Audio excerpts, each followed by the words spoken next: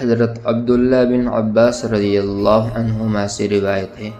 کہ رسول اللہ صلی اللہ علیہ وسلم نے روزوں کو فضول والا یعنی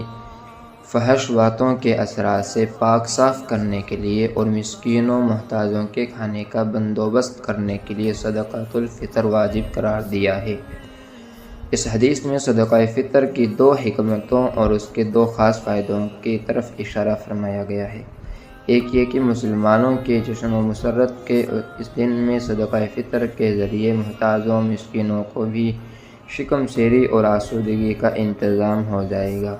اور دوسرا یہ کہ زبان کے بے احتیاطیوں اور بے باکیوں سے